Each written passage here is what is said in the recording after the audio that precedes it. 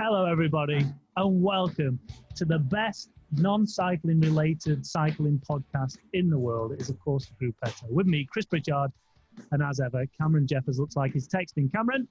Oh, I'm not. I'm completely focused. No, I'm actually doing, Chris. I'm actually sending you the link to a Dropbox file for yesterday's video footage. Oh, thanks. Is that I'm working. Is that porn I can see behind you on that screen? Mate, 2 in a week. What's happening? We're going back into lockdown, aren't we? We've got nothing else to do. That's what it is. Everyone's going to think we're super productive and whatever, but we're not. We just haven't got anything better to do because UK is going back down into lockdown. Everything's shutting, so we might as well film some podcasts, haven't we? Exactly. And this is quite an important podcast, actually. I'm really excited to get our guests on. We'll get them on shortly, but it's the month of November, which means one thing for most men, and that is No, not November. I mean, you really struggle to grow a tash in November, wouldn't you? You've been growing that for the last year, and you still don't have anything. It's coming. Whatever. But yes, it's quite an important month, isn't it? Really for men's health. I remember jumping on the old Movember bandwagon when it was all about testicular cancer. Then it kind of moved into prostate cancer, and now it's just men's health in general, especially men's mental well-being and mental welfare, isn't it? Cam. Oh, sorry. You're supposed to agree with me. It's hard when we got 4 people. I don't know who's I'm not introduced them yet, so pretend they're not. Oh, sorry. You know an RX won't cure you. Yeah, what can I hear in the background? You know, girls Who's watching porn? and deadlifts. Lee, is that you? I tried to open a picture. I wanted to open a picture of me doing Movember, and I opened Facebook, and then a video started playing. Unbelievable.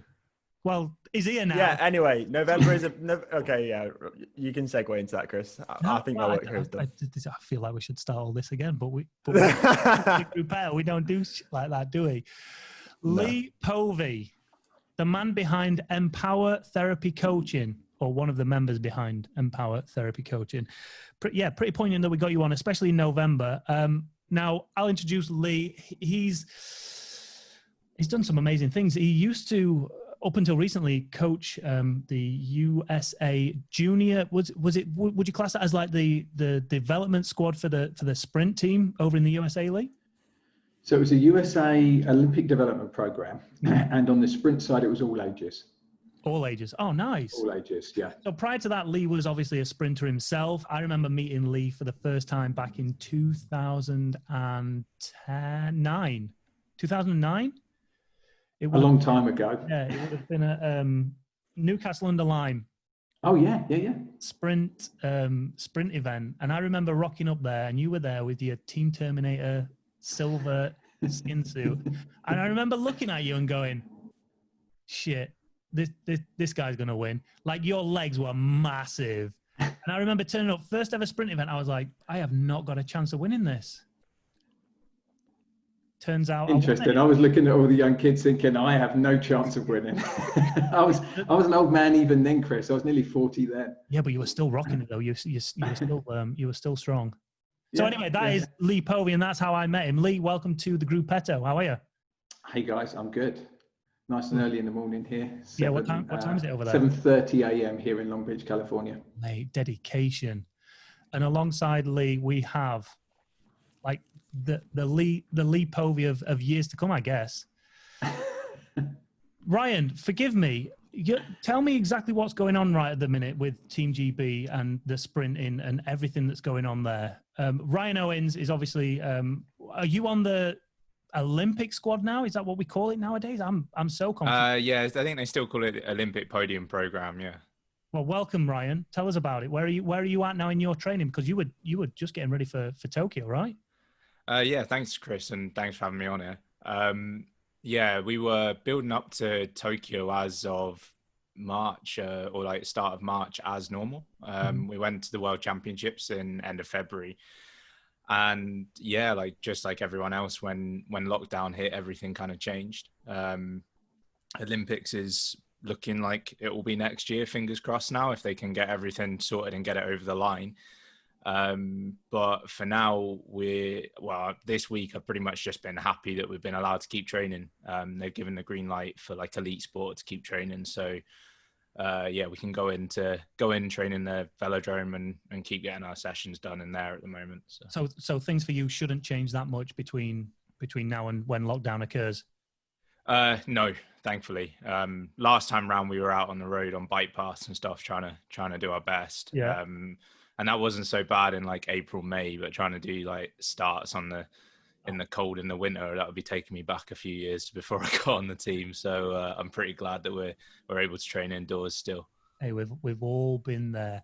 Now, Lee, let's talk about Movember. Let's talk about your new coaching company and what it means for men in general, because like I say, it's quite an important topic to deal with, and one that, I mean, I'm going through at the minute. So take it away, Lee. Let us know what's going on. So we've got two companies. We have Empower Therapy and Coaching, which myself and my wife, Sarah, started. So my wife's a therapist. She's now able to do private practice herself. So she's gone full-time for our company. She was working for a mental health facility here in Newport Beach. And then we've got Maximize Your Potential, which is mine and Ryan's gig. And the difference is, Empower is focused on kind of emotional work, men's work, more the therapy side, and Maximize Your Potential is mainly for coaches and athletes and also executive leaders, kind of wanting to have leadership training, support for athletes. So, Ryan will get to that shortly, I'm sure, but one of the big drivers for us was seeing all of these athletes struggling with the cancellation of events. Obviously it's really hit Ryan. The Olympics is the biggest event for track cyclists. But even the development athletes I coach, their national championships have gone. The masters riders I coach, their national championships and world championships have gone. And it made us realize how important for our emotional health those things were, and you take them away and people have really started to struggle because there's no goals in their life. And we're very, especially men, we're very goal orientated. So you take the goals away and it's like, what do we do? Who am I? What does it mean? What's my existence? You just got to look at ex-athletes when, so many of them, turn to addiction after finishing sport because they don't know what to replace sport with. So that's a big driver for me. Yeah, so I guess we've got in Ryan and we've got Cam, two budding young athletes. Cam's just signed for Ribble World Tight, so he's stepping up to UCI Continental level. Like, guys, both Ryan and Cam, Cam, I'll come to you first. Do you actually think about anything beyond cycling, or do you just live day by day? Yeah, well, we've discussed this a few times. Like, I guess for me it's a little bit different because like my job, like social media, YouTube is all cycling. That's all my kind of life is all cycling. So not I mean, I've got other things going on, but the majority of what I do is kind of racing and cycling and having something. And like we said, I was chatting to you, Chris, the other day, and like I was saying, before I was a road cyclist, I was a BMX racer from about 5 or 6 years old. So I've always been competitive, and sort of every single year from that age, I've raced bikes, I've had goals, I've had targets, and this is the first year since I was literally probably I think it was 6 years old, my first year of racing, that I've not had like that kind of that mindset to train and have these goals to complete and whatever. It's been weird. Like, it's been really weird. Do you worry, like, when you hear what Lee says about athletes, and I can touch on my experience in a little minute, but do you worry, like, post racing career, that you just throw your hands up in the air and go, like, who am I anymore? What even am I?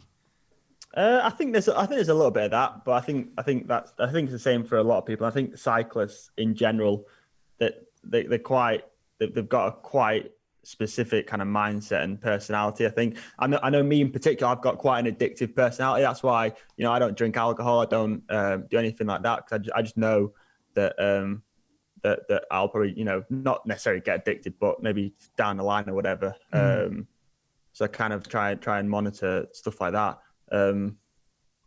But yeah, it's not really something I've thought about yet, but maybe it is going to be something I'll think about in the coming years. Yeah, I guess the good thing with you is you've got fingers in other pies, and Ryan, your sole focus has to be the Olympics. There's no room for anything else really. Obviously, you've got this business going on, but even this must, take, even if it takes 10% of your mindset up, it must be difficult to maintain that focus on the Olympics. Do you have the same thought process like Cam, or are you again worried about what's going to happen beyond your cycling career? Well, I think kind of when I'm training, when I'm racing, and for the last few years building up to the games, I've been like 100% full steam ahead for that. And it felt like a long 4 years. I was about to say that, but that's probably because it's about to become 5 since the last games. And I'd be lying if I said I hadn't thought about kind of, what would be the future after cycling. It's kind of a scary thought. I've seen a few people kind of come through, like achieve what they wanted in cycling and move on and kind of get to that point and wonder what to do next.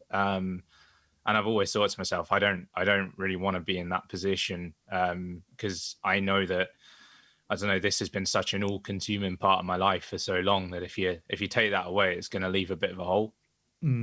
So yeah, for me, I have had a bit of a fear over the last little while of like, I really want to find kind of like a purpose alongside whilst I'm still cycling, so that once I move on from that, whenever that might be, that it's not like my entire life has had to go back to square one and I've got to kind of start something up from scratch and find a new purpose as well as a new job and everything else like that as well. So, I mean, part of what I'm doing with Lee now was me trying to find that new purpose, and it found me in this particular time, as it did with a lot of different people in lockdown when they had all that time to think about what they were doing with themselves. And like I'm lucky now. I feel like I found something that I can really stick my head into alongside cycling. And with the kind of personality I have, I'm like similar to Cam. I'm quite addictive when it comes to just fully kind of throwing everything else to the wayside to focus on one thing. And this has actually really helped me. I think it's kind of mellowed me out, and in my recovery times now, like I've got something else to set my mind to that's completely away from cycling, but also kind of benefits it in a similar way. And that I feel like that's actually helped my recovery more than hindered it, which was a pleasant surprise. So. And Lee, what is it about? Is it you're scared of losing your identity of who you were and who you'd become, or is it the fear of unknown about having to get a new career, a new job, and look at life completely differently without that competition aspect in your life? I think as men, we both are kind of wired and also taught that our life is about what we achieve. Mm-hmm. So, how do men measure themselves? It's like, what do I do? You get men together and immediately, the boasting starts, and it's like, well, I can squat so-and-so. You look on any forum on the internet, and it's like, what's my FTP, or what can I squat? Or, we're always talking about what we can do and what we can achieve. And women tend to focus more on their relationships. So what they're doing is in some ways less important. And this is a massive generalization. This isn't on an individual level, this is on a generalized level. And what that means is, when women kind of change their focus of what they're doing, they still have this great support network. So it doesn't change the quality of their life as much. When we as men come to the end of something that we're doing, suddenly we feel this huge loss. It's like, what do I do? Who am I? Our identity is tied up. I mean, you just got to look on Facebook, people that are cyclists on Facebook, all of their pictures are about cycling. All their posts are about cycling. They're in all these forums about cycling. Everything they listen to is a podcast on cycling. So, your identity is tied up so much in it. And then you suddenly remove that, and that's difficult for people to deal with, number one. And then the second thing, there's a chemical emotional reaction to hard training and especially to competition, and you take that away and we lose that high. And it's all of a sudden like, what is going to replace that? What am I going to do? As these two guys have mentioned, what's the addiction I'm going to move to now? Because my addiction was training and sport and competition, and learning more about it and pushing myself. And as men, we're very, very good at being task focused. Like, this is what we do. This is how we do it. Let's be really, really good at this. And then there's this whole other aspect of life that we almost completely forget about. And then suddenly it hits us. It's like, wow, I take this one thing away and my life is not as full as I thought it was. And like, how do I make it more full? How do I feel more purpose and fulfillment? Yeah, I back in 2014, I had to go and see like a sports psychologist after the Commonwealth Games. Like, for me, it was only, when you look at the span of how long I cycled, it wasn't that long.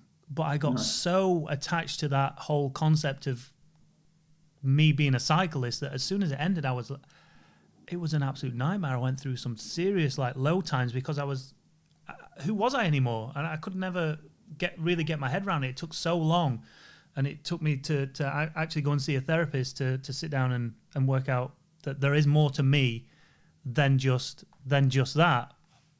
Just about. There's not that much more to me, but there was a little more to me than that. But I guess what the thing is, and again, these two boys might have a different view on it.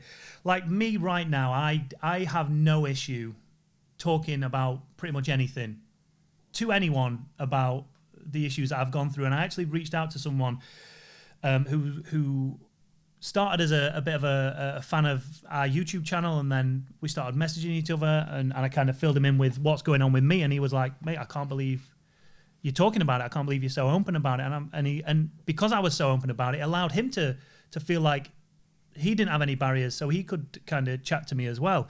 But you don't always get that, do you? You like in the first instance of guys chatting, like you said, it's always how big. This is how big my dick is. Let me see how big your dick is. Oh, mine's bigger. Chris's is tiny, by the way. But exactly, that's the thing. I see, it's that small. I don't care about it. It don't matter because I know what I can do with it. You know what I'm saying? But that's exactly it. You know, you as soon as you go into a conversation with any guys, the first thing is going to be thrown is a bit of banter, whether it's coming from a place of love or not. You're going to get banter, and that's going to hold people back from actually, you know, talking and getting their feelings across the way they want to, isn't it, Lee? Yeah, I was going to say, do you mind if I address that? It's protection. You know, at heart, we're all little boys that are insecure. And it's this protection that we build over years, these barriers to stop people from seeing us. And they're useful when we're little kids. You know, they protect us from getting damaged, or our psyche from getting damaged. And then as we get older, these barriers start to get in the way. You know, I mean, I'm sure all of us have sat there and thought, why did I say that? Why did I do this about, you know, something that you've done? And it's an old learned behavior that was here to protect the little kid, and it doesn't really work as an adult. And as men, we get caught in that, you know, as you say, that banter, let's put each other down, we're fighting to see who can be the alpha, and there's all this stuff going on. And that's the beauty of the work that me and Ryan are doing. We create this space where we can just get rid of all of that. In our work in the men's groups, we have these agreements that we go through before we start, and there's boundaries about, like, you can't repeat what's said in the group outside the group. And what it does, it just, like you found with that guide, you're giving permission for people to share themselves without the ridicule that they might have faced in other situations. Mm-hmm. When you take that away, it's amazing how quickly people want to share themselves. Like, they're hungry to talk about their stuff. We're all little kids that just want to be heard. We want to be liked. We want people to see us. You take the boundaries away, and everybody's like, "What? Let me tell you all about me." And it's pretty moving, I've got to say. It's definitely liberating once you get all that shit off your chest, really, isn't it? Ryan, like, as a youngster, how old are you? Like 19, 18? 25 now. 25? Yeah. I mean, you've had an easy paper round, haven't you? Shit, nice, good work. So, like, how is it in GB? Because obviously there was a lot of fallout back in the day when Shane Sutton was around. Do you feel like it's changed, and you're more encouraged to talk about how you actually feel, or are you still in a? I suppose it's difficult to answer this if it is the case, but you're still in a position where you can't say what you really want to say. Let me set you up,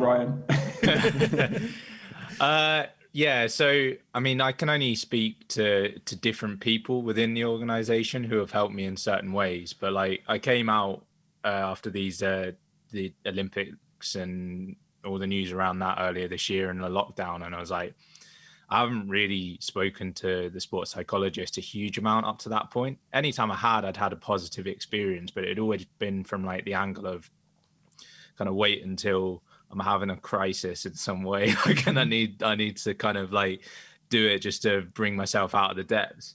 And that happened a couple of times where I was like, I've had like a really bad trip and a bad race, and I was like, kind of had a lot of time to think about it, and I wanted to just kind of sort of clear the air and move on, almost like that. Whereas I suppose I got to test out the British cycling mental health system a lot better this year, in that I kind of throughout lockdown set up almost weekly meetings with the sports psychologist Rich, and kind of took a much more like holistic approach to the whole thing. It was kind of like looking at what I'm doing on the whole, not just on the bike but off the bike as well, and rather than looking for like the small little tricks like breathing techniques and things like that people might use to get the nerves under control before a race or anything else like that, it was more looking at kind of like, you know, how's life at home? Are you giving yourself enough kind of, for me, it's a lot of it was focusing on around lowering my intensity at home, because like I said before, like I get pretty all consuming with it. It's like even like days trips out and stuff like that, if I'm spending too long on my feet, it was like worrying about what I'm doing. So yeah, like he was willing to go through all of that with me and look at every different aspect of my life and how I could kind of make myself feel better so I could go better. And those chats with him and my coach Kevin Stewart, who you'd know from Commonwealth Games, those conversations with those two guys from the British cycling perspective have been really helpful. And what about like your team as a whole, like your sprint crew or the riders as a whole? So all the track cyclists, like, do you feel like you can sit down with them and have an open chat about like the way you're feeling? Or is there still that, because you must get it a lot in football, you must get it a lot in team sports where, you know, that you just can't say anything for fear of getting ridiculed. Is that the same? Or do you feel like you can? All right. Okay. I'll give you the honest answer. Yeah. Amongst like a bunch of guys, I feel like if you went to one person individually or something like that, maybe you'd get a different response. Maybe not, but yeah, the team system and everything else, we have a lot of like funny banter, and it is good fun. Yeah. And I like dipping into that for like 3 hours at the track sessions, but I think the teammates can probably attest to me. I crack after about 2 weeks of a training camp when I've not had my space to get away from it. And when the news came out with the games, I kind of didn't really feel like I could go to anyone in the team in terms of my teammates, in terms of sort of chatting about specifically how I didn't feel that great. It did affect me quite a lot. I mean, I've talked a little bit about how sort of fully focused I was on that for such a long time. You see like governing bodies put countdown clocks up and everything, and like post it every year on social media, like saying how long it is left. You don't really prepare yourself for that time shift. And it did hit me. And when I sent a few text messages to say like, oh, how are you coping with it? I didn't get really a huge amount back. Or people said, oh, like, I'm all right. I'm just kind of cracking on and chipping away, and I'm going to throw myself back into it again. And I didn't really feel like I could do that. Like I needed a couple of weeks just to take a bit of space, take stock, and wait for the fire and the hunger to come back again, which it did. It didn't take too long, but I do still feel like, even mentioning this project and what I'm doing with Lee, running the men's groups now, it's had quite a mixed reaction. And, you know, some people are laughing at it. Some people don't want to go near the subject. It's all that does to me is tell me how much more of a need there is for it, because it's an exact example of kind of the part of the change that we want to make, is to make that kind of communication more open. Yeah. So would that be your experience as well, Cam, coming from like different teams that you've been on? Obviously, you got a brand new team for next year, so I guess you might know a few of the boys. But how is it for like a road cyclist? Is it a position where you can chat and say what you want, or? No, I feel like it's probably the same as Ryan's experience. You know, you're with a group of lads. Like, maybe more so in a road team because there's probably more people than the Olympic, track sprint squad. So yeah, it's the same, honestly. Like you wouldn't. There's probably one or two guys which like I know in the team this year or last year, the St. Piran, there was one or two which like I was pretty close with, and they would speak to me about a few things actually. Now I'm thinking about it. But yeah, as a whole, like you wouldn't bother. Like you just get ripped to shreds. Like it's funny you say the word like wouldn't bother. That's kind of how it feels, isn't it? It's like you kind of belittle a lot of what you're thinking because you go, oh, this isn't big enough to kind of bring up. And I'll speak for the group. Like when anything big has come up, like everyone's gathered together. But like when it's little things, like you don't want to admit in any way that you might be a little bit vulnerable because I mean that's a hook in for someone, someone in the group in some way. So.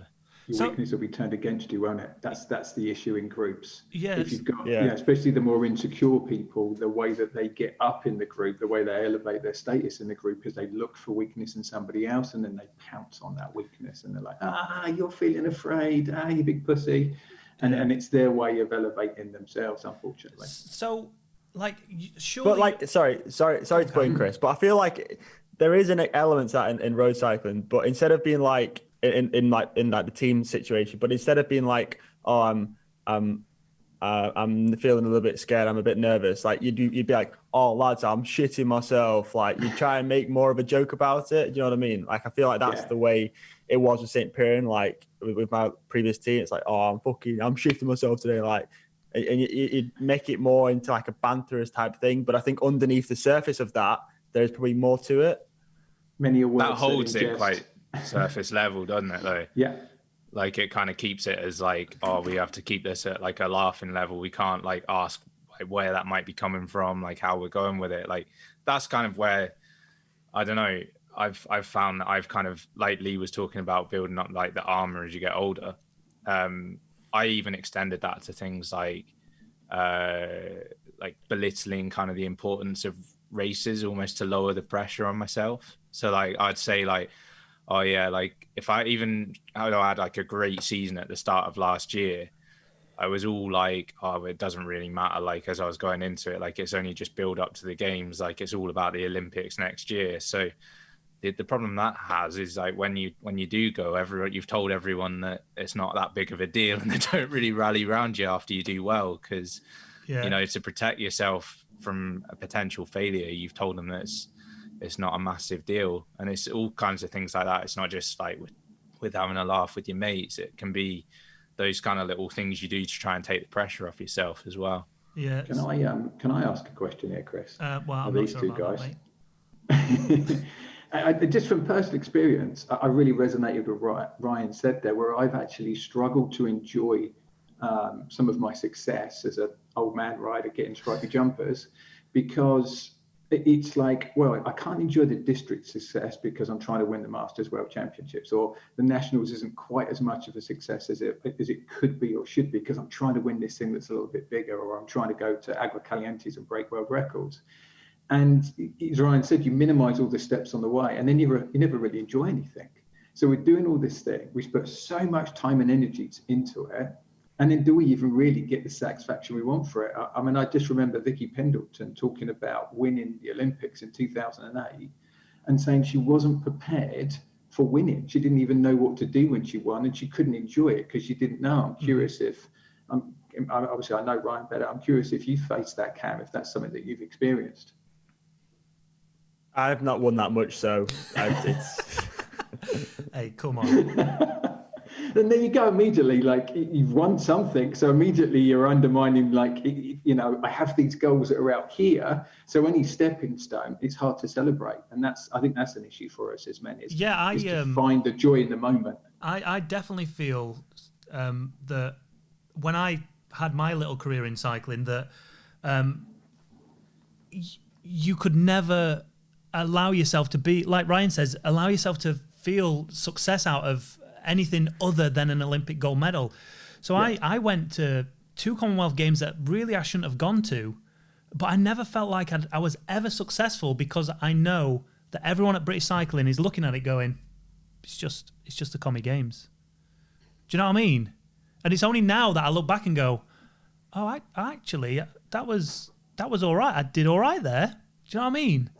Second biggest sporting event for track cyclists, the Commonwealth Games, and you're like, oh, I guess it's okay. But that was always the case, and I was always trying to go to World Cups, and for me that would have been a World Championship.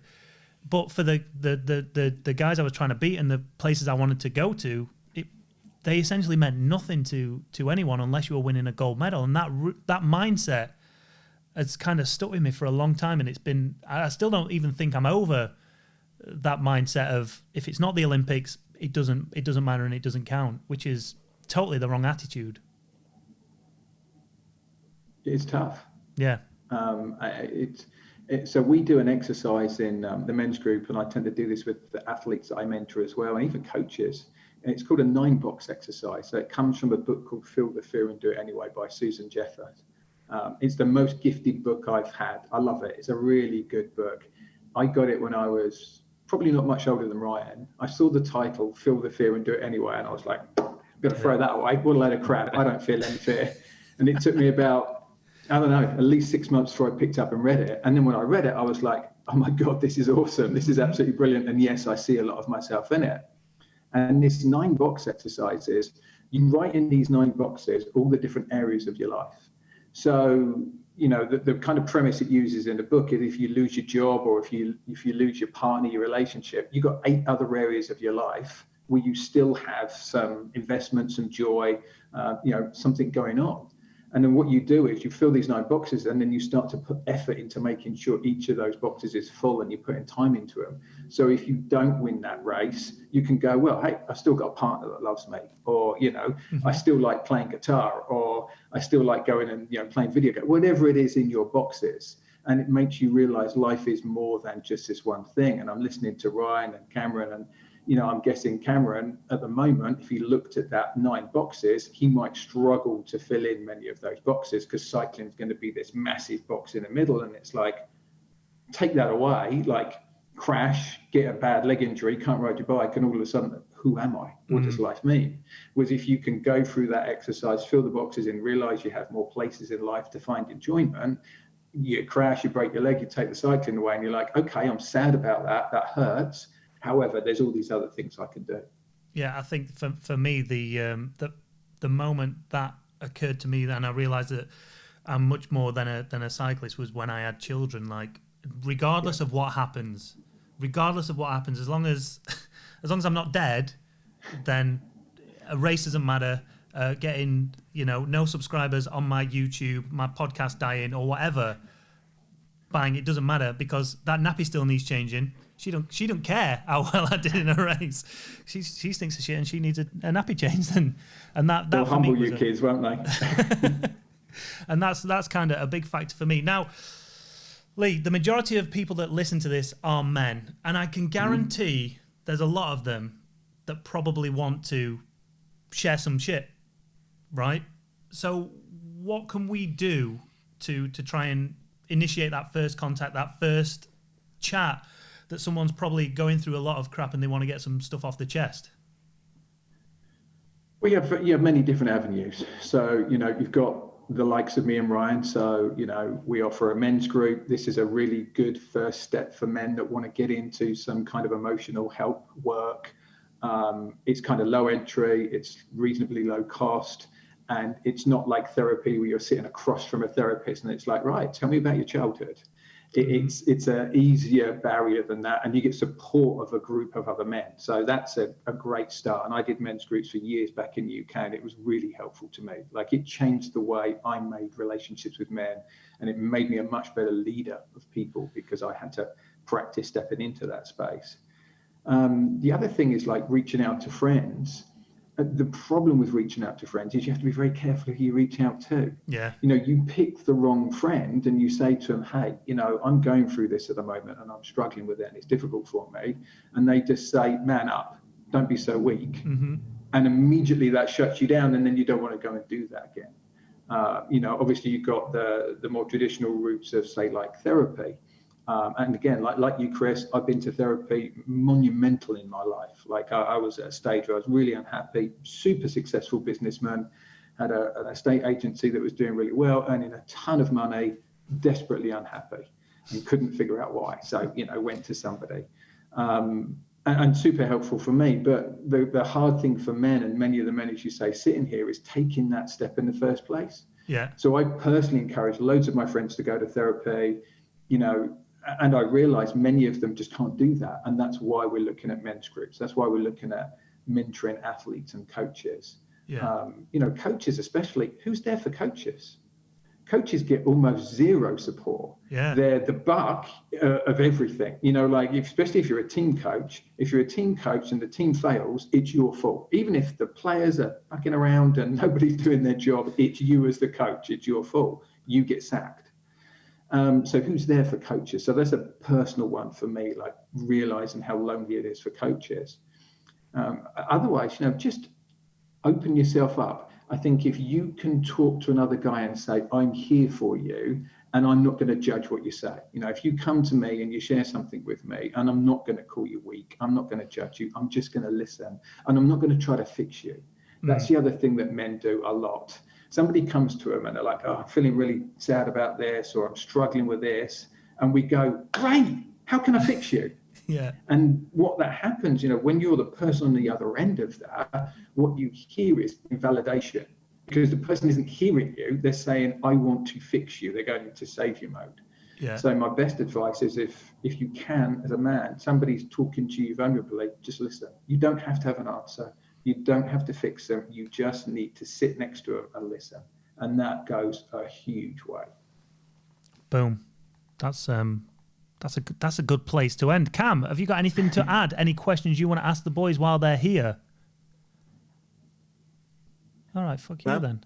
Well, I guess for Ryan, in terms of his training cycle at the minute, where are you at? Are you kind of have you sort of set a little bit and gone back to square one, or are you trying to maintain the intensity that you're at leading up to this year's Olympics? Where are you at the minute in terms of your training?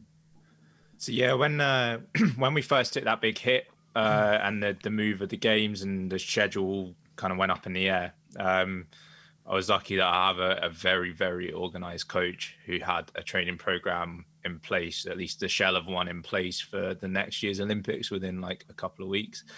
So we always had something to look to, something to build into. After I took those kind of couple of weeks off that I mentioned earlier at the beginning, I started training a lot more gym. We rarely get the opportunity for sort of like a strength block or big training block like this. So we're always kind of have a bit of a block over the summer, and then we go into the World Cup season, and then we have a short break, and we have the Worlds, and then short break, and then the Olympics was supposed to be the case this year. So yeah, with the calendar getting cleared, we had a long time to kind of go back, work on some foundations and sort of lay those for the next year ahead. The calendar got wiped again for the winter, really.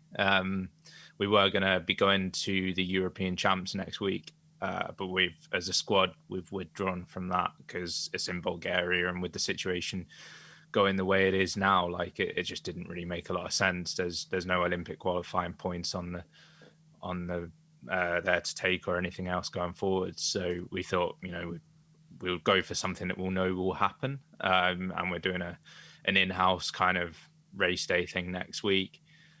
And then really it's kind of working through to potentially a second Euros, one in February next year, albeit that's in Minsk in Belarus, where there's a civil war going on right now. Yeah. So yeah, it could be, I don't know, Nations Cup or Olympic Games. But it's just keeping the gas on with no racing and everything else right now. And trusting that, even though it might be a long time kind of doing a lot of things very different from what you'd be doing on the day, that it is all working in the right direction. So who are you fighting for in terms of positions for the squad? Obviously, they'll take three for the team sprint, or one reserve. There's you, Phil, Jason. Jason's not retired yet, has he? No, he's still going. And yeah. Joe? Lewis. So it's me, Jack Carlin, Jack. Sorry, Jack. Jason, Joe, and Phil. And we've recently Ali Fielding's made the jump up into training with us as well. So I mean, it's a big squad. Yeah. It always is going into the Olympic year. Obviously, it's a bit of a weird one now. We've kind of been through that pre-Olympic process twice.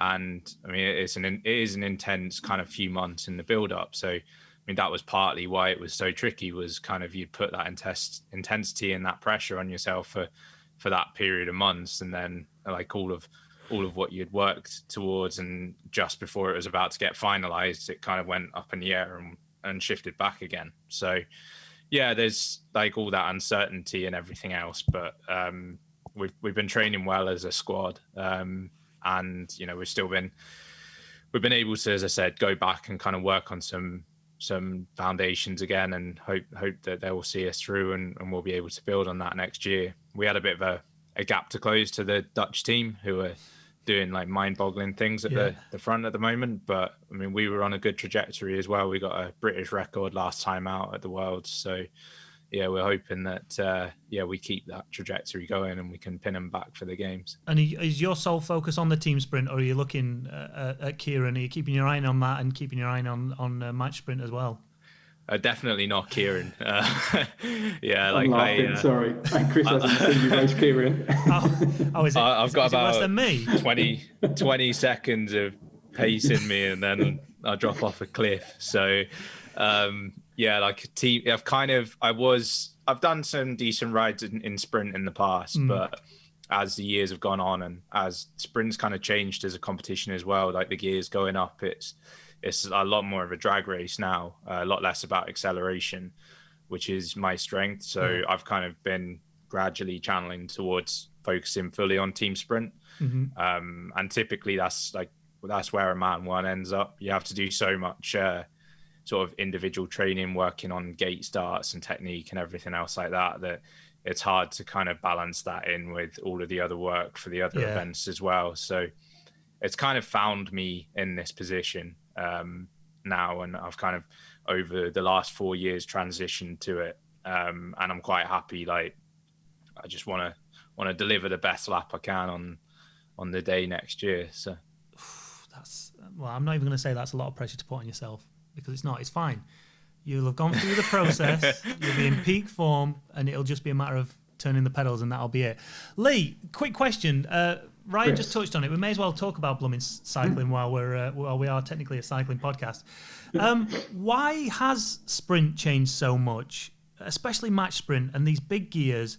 Like, riders are doing 9.000 nowadays on like 160-inch gears. It's just ridiculous. It makes the times that we used to do seem shit.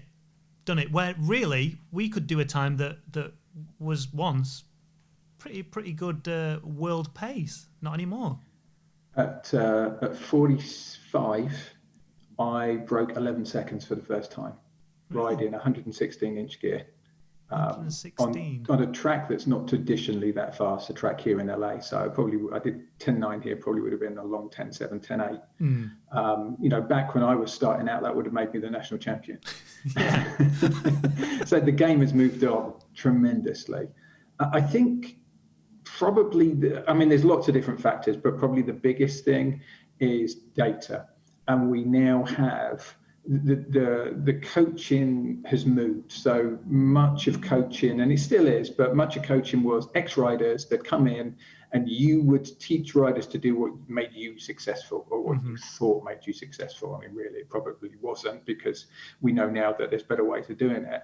And what we've seen now is with sports scientists, with data, you've got sports scientists come in and say, these gears that you're using, they're not optimal. Why are you using such small gears?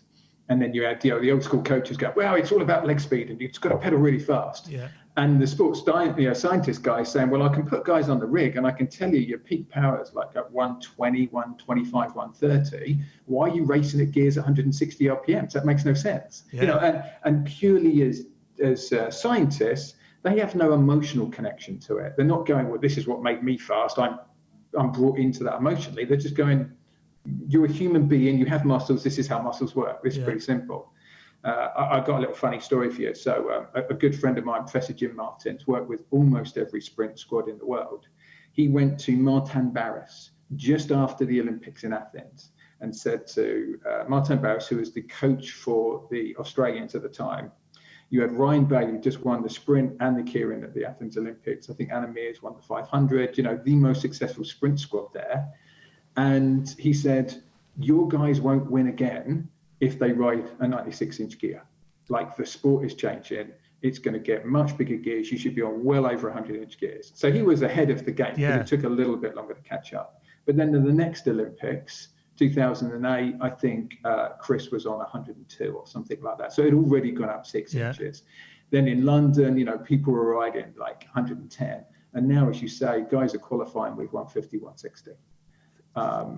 There's other advancements. Aerodynamics have moved on hugely, like they have for, say, the Team Pursuit. Bike positions have got much longer so that we can get in a more aerodynamic type position. All of this helps.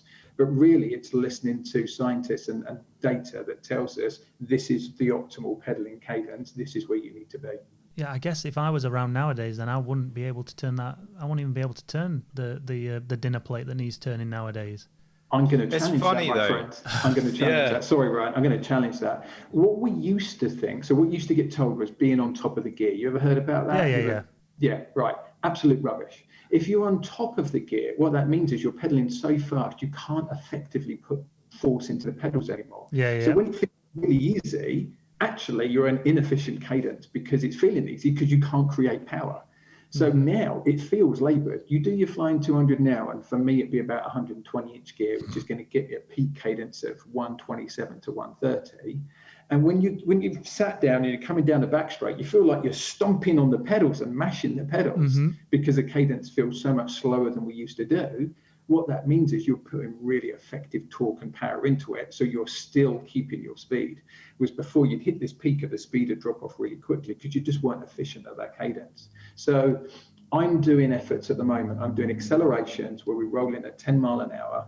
I'm an old bloke. I'm 47 years old. Like, my max power is 1700 watts. It's, I'm not a super athlete. Still good. I'm using 165 inches. My young kids that are hitting 2,100 plus watts, they're using 180 inches. 180, 180. 180, yeah.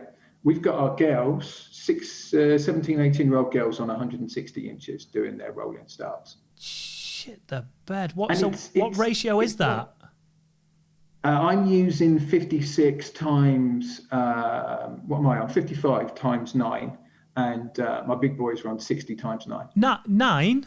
9. Since when, what? Special hubs. Oh my God. Yeah, because I thought you were like on 11, that was the smallest you could go. Yeah, and the physiology behind it is you're at an RPM range with the speed of movement, muscle contraction is slow enough, there's actually a hypertrophy and a strength gain from it. Because most of what we do on the bike, you don't actually really get a strength gain from, bar the first couple of pedal rests, because the rate of contraction is so fast, it's not enough to elicit a real strength gain. You're getting neuromuscular gains, coordination gains, and you're getting like fatigue resistant gains, but you're not getting true, pure strength gains. And this holds you at such a cadence. Like, my peak cadence is 45 RPMs. It's fun. Oh my God! Screw that. I'm glad I'm out of the game. Bloody hell! Right, Lee. Before we go, where can we can get you on the internet so we can find out more information about you and Empower?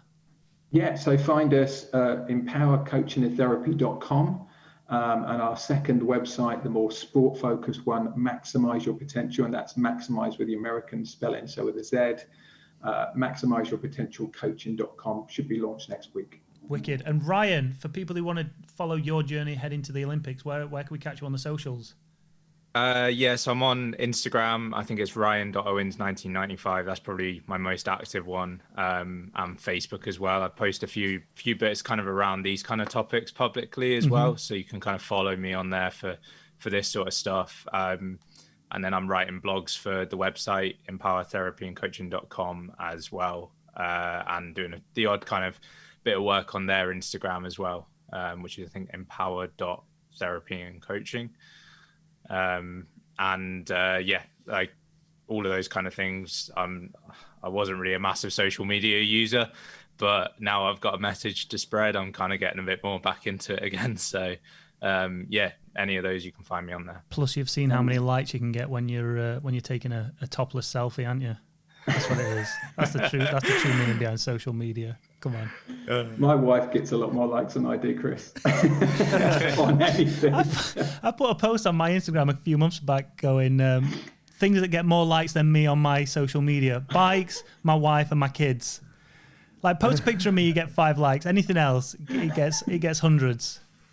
If I had a body like Ryan, I'd be posting all the time.